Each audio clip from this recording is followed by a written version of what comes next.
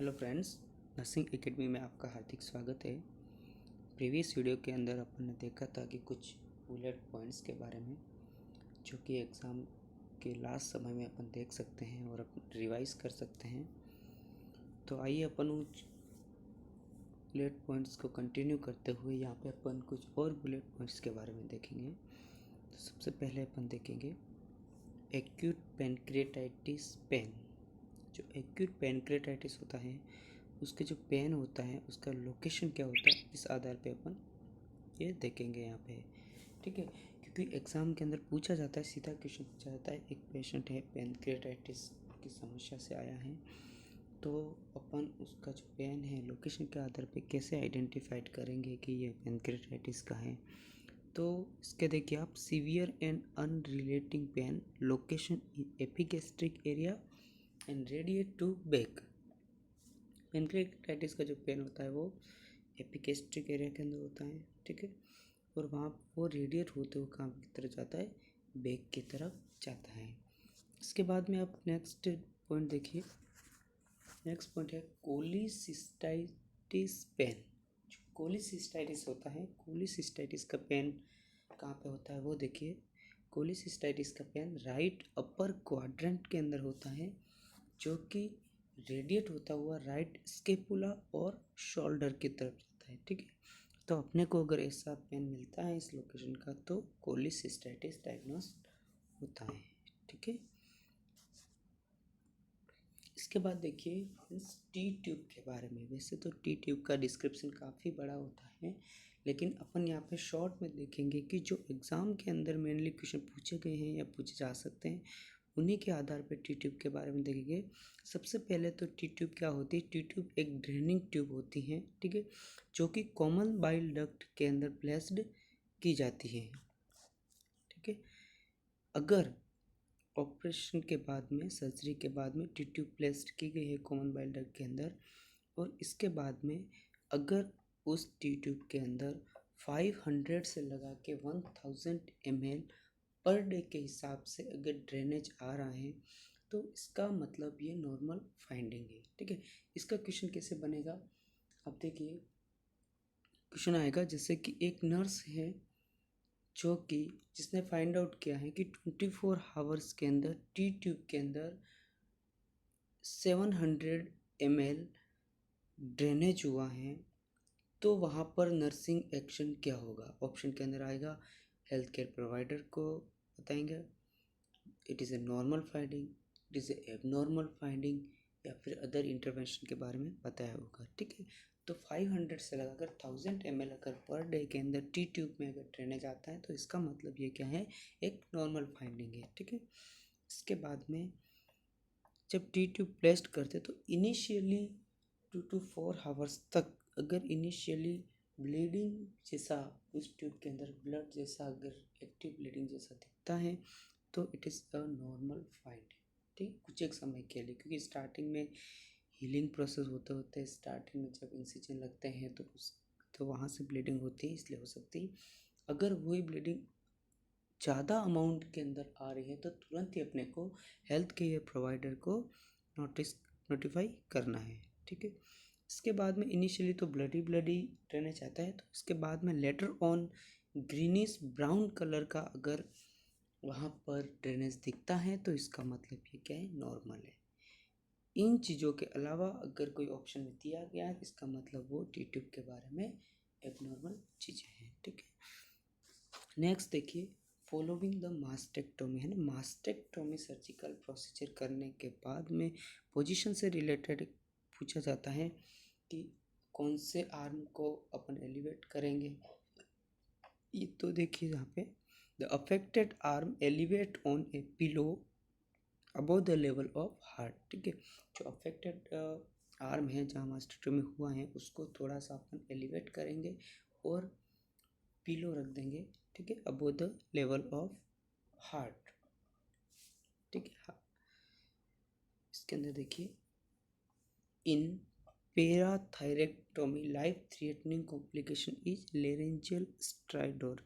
सीधा एक क्वेश्चन आएगा कि पैराथायरेक्टोमी हुई एक पेशेंट की, उसके अंदर कौन सा कॉम्प्लिकेशन लाइफ थ्रेटनिंग है तो उसके अंदर आंसर जाएगा लेरेंजियल स्ट्राइटोर।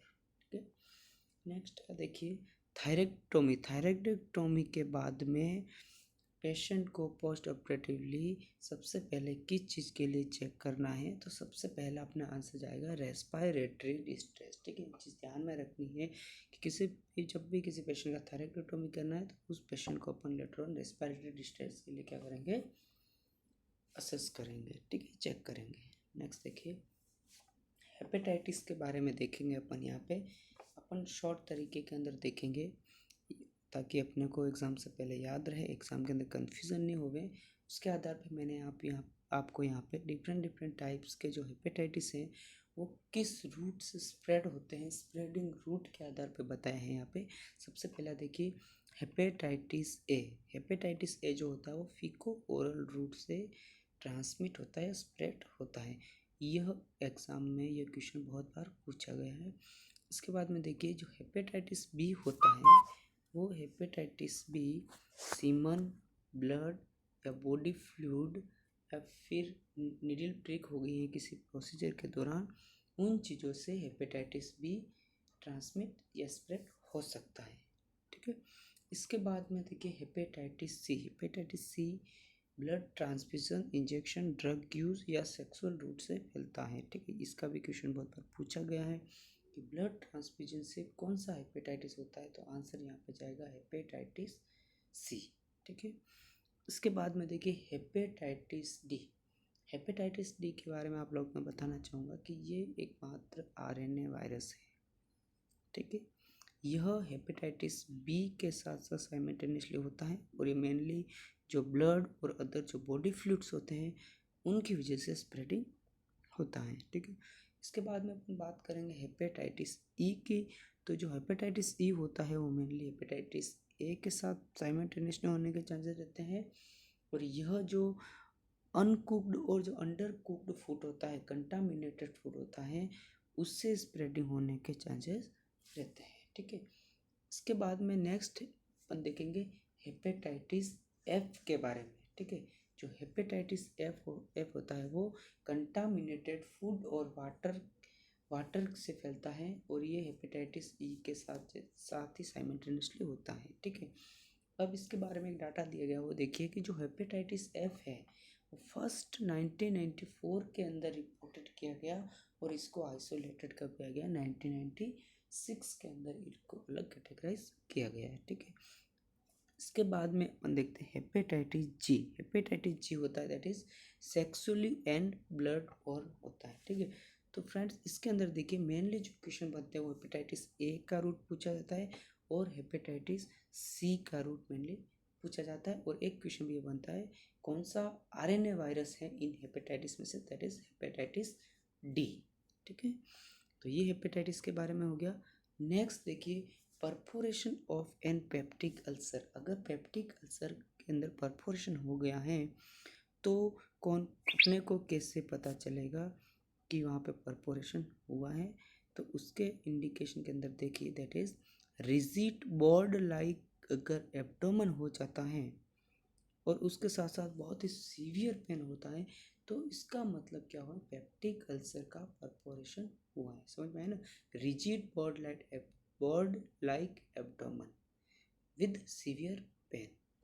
और इसके साथ साथ जो पेन होता है वो कहाँ से स्टार्ट होता है, जो मिड एपिगेस्ट्रियम है ना, मिड एपिगेस्ट्रियम से स्प्रेड होता हुआ पूरे एब्डोमेन में स्प्रेडिंग हो जाता है, तो अपन डायग्नोस करेंगे that is a perforation of peptic ulcer. ठीक है, इसके बाद में नेक्स्ट फ्रेंड टर्मिनोलॉजी है एस्टेरिक्सिस। एस्टेरिक्सिस का मतलब क्या होता है फ्रेंड्स, एस्टेरिक्सिस का मतलब ये होता है कि जो फिंगर्स और रिस्ट का जो फ्लैपिंग मूवमेंट होता है उसको अपन क्या बोलते हैं, एस्टेरिक्सिस बोलते हैं। ठीक है, इसके बाद में देखिए most common and reliable sign of hepatic encephalopathy. अगर किसी पर्सन के अंदर हिपेटिक एनसेफेलोपैथी हुआ है तो उसका मोस्ट कॉमन और रिलायबल साइन क्या है, एस्टेरिसिस है। ठीक है, जिसके अंदर फ्लैपिंग मूवमेंट होता है। इसको असेस कैसे करेंगे? इसको इस तरह से असेस करेंगे कि अपन पेशेंट को बोलेंगे कि उसके आर्म को एक्सटेंड करे, ठीक है। जब वो आर्म को एक्सटेंड करेगा तो वहाँ पे फ्लैपिंग मूवमेंट देखने को मिलेगा, ठीक है। इसके बाद में नेक्स्ट देखिए, ये क्वेश्चन मेनली पूछा जाता है और इसको हर बार स्टूडेंट्स अगर नहीं पढ़ रखा होता है इस क्वेश्चन को गलत कर लेते हैं। Purpose of pursed lip method of breathing, जो परस्यूड लीप मेथड ब्रीथिंग करते हैं जिससे मोर अमाउंट ऑफ जैसे ऑक्सीजन की नीड होती है उस समय करते हैं, तो उसके करने के पीछे पर्पज क्या होता है कि आखिर इस मेथड को अपन क्यों करते हैं? तो इसका सीधा आंसर जाएगा इट प्रमोट CO2 एलिमिनेशन, है ना। तो अपन क्या मोस्ट टाइम ये लिख देते हैं कि ऑक्सीजन ज़्यादा लेने के लिए, है ना। तो यहाँ पे आंसर रहेगा कि CO2 को एलिमिनेट करने के लिए lip pursed lip method breathing की जाती है, ठीक है। इसके बाद में देखिए कि जो ट्यूबरकुलोसिस जो पेशेंट होते हैं, ठीक है, ट्यूबरकुलोसिस वाले जो पेशेंट होते हैं उनके जो फैमिली मेम्बर होते हैं उनको इंस्ट्रक्ट करना है कि उनको रेस्पिरेटरी आइसोलेशन में रहने की ज़रूरत नहीं है, क्योंकि सारे फैमिली मेम्बर्स पहले ही स्प्रेड हो चुके हैं, क्योंकि रेस्पिरेटरी थ्रू फैलता है तो बहुत ही जल्द वो एक्सपोर्ट हो चुके हैं, ठीक है। तो ये बुलेट पॉइंट कहाँ पे काम आता है कि जो कुछ पॉइंट दे रखे होते हैं कि इनमें से कौन सा ट्रू है फॉल्स है, उसमें अपने को ध्यान रखना है कि उनकी फैमिली को आइसोलेट नहीं करना है, ठीक है।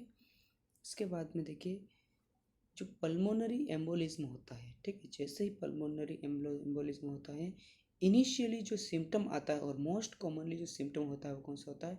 चेस्ट पेन, ठीक है। चेस्ट पेन, अगर पल्मोनरी एम्बोलिज्म सस्पेक्टेड और चेस्ट पेन है तो इसका मतलब पल्मोनरी एम्बोलिज्म हो सकता है, ठीक है। नेक्स्ट देखिए वेरिएंट एंजाइना के बारे में, यह भी प्रीवियसली एग्ज़ाम के अंदर पूछा गया है एम्स जोधपुर के 2017 एग्ज़ाम के अंदर कि other name of variant angina, other name of variant angina is Prince metal angina, है ना। लास्ट वाली लाइन देखना, Prince metal angina other name of variant angina. ये क्या होता है देखिए, it is a prolonged and severe and occur at time each day most often at rest, most often at rest, rest के time पे ये होता है, इसको अपन बोलते हैं वेरिएंट एंजाइना, ठीक है।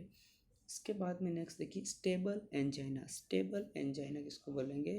That which is induced by exercise and relieve by rest, है ना। जैसे अपन एक्सरसाइज करते हैं एंजाइना पेन होना लग जाता है और जैसे ही रेस्ट करते हैं रिलीव हो जाता है, इसको अपन बोलते हैं स्टेबल एंजाइना। इसके बाद देखिए अनस्टेबल एंजाइना, अनस्टेबल एंजाइना को अपन प्रीकर्सर ऑफ MI भी बोलते हैं, ठीक है, प्रीकर्सर ऑफ MI बोलते हैं। और जब जो एक्टिविटीज़ होती है वो कम हो जाती है, रेस्ट की कंडीशन होती है, उस समय जो एंजाइना होता है उसको अपन बोलते हैं अनस्टेबल एंजाइना, ठीक है। सीधा क्वेश्चन आ सकता है which angina is the precursor of MI, तो आंसर रहेगा अपना अनस्टेबल एंजाइना। इसके बाद में नेक्स्ट देखिए फ्रेंड्स ब्लैडर इंजरी, जो ब्लैडर इंजरी होती है, ठीक है, किसी भी वजह से, तो उसका जो पेन की जो लोकेशन होती है वो कौन सी होती है? तो देखिए पेन की जो लोकेशन होती है वो लोअर एब्डोमेन के अंदर होती है, ठीक है, लोअर एब्डोमेन थाई के आसपास वहाँ होता है। और ये जो पेन होता है वो रेडिएट होता है, वो कहाँ तक जाता है? शोल्डर पे जाता है, ठीक है।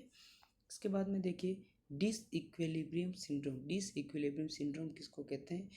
जो हीमोडायलिसिस होती है उसके दौरान जो ब्लड यूरिन नाइट्रोजन्स होते हैं वो जल्दी से रैपिडली डिक्रीज लेवल होता है उसका, उसकी वजह से कुछ एक साइन एंड सिम्टम्स प्रोड्यूस्ड होते हैं, उसको अपन क्या बोलते हैं? डिसइक्विलिब्रियम सिंड्रोम बोलते हैं, ठीक है। इसके अंदर अपन देख सकते हैं डिसइक्विलिब्रियम सिंड्रोम के अंदर हेडेक, पेशेंट को हेडेक होना स्टार्ट हो जाता है, नोजिया वोमिटिंग होना स्टार्ट हो जाता है, मेंटल कन्फ्यूज़न, इस तरह के कुछ एक सिम्टम्स प्रोड्यूस होने लग जाते हैं, ठीक है। इसके बाद में नेक्स्ट देखिए टोनोमेट्री जो इंस्ट्रूमेंट होता है that is tonometry used for glaucoma diagnosis, ये बहुत बार एग्जाम के अंदर पूछा गया है। टोनोमेट्री मीन्स ग्लूकोमा के लिए, ठीक है, ग्लूको डायग्नोसिस सीधा याद कर लेना। नेक्स्ट देखिए जो विजुअल एक्विटी चेक करते हैं स्नेनल जो चार्ट, सबसे पहला तो क्वेश्चन ये उठता है कि स्नेनल चार्ट से विजुअल एक्टिविटी चेक करते हैं, ठीक है। कैसे चेक करते हैं वो देखना, थोड़ा सा डिप क्वेश्चन आएगा। Right eye, then left eye, then both eye are tested. सबसे पहले क्या करेंगे अपन, राइट आईज को टेस्ट करेंगे, उसके बाद में लेफ्ट आई को टेस्ट करेंगे, और उसके बाद में दोनों आई को क्या करेंगे अपन, टेस्ट करेंगे। ठीक है, तो फ्रेंड्स आज का अपना वीडियो यहीं तक समाप्त होता है। तो जल्दी से जल्दी अगर आपने मेरे चैनल को सब्सक्राइब नहीं किया है तो जल्दी जल्दी सब्सक्राइब कर लीजिए। फिर अपना नेक्स्ट पार्ट अपन देखेंगे कुछ ही समय बाद। ठीक है, थैंक यू एवरीबॉडी।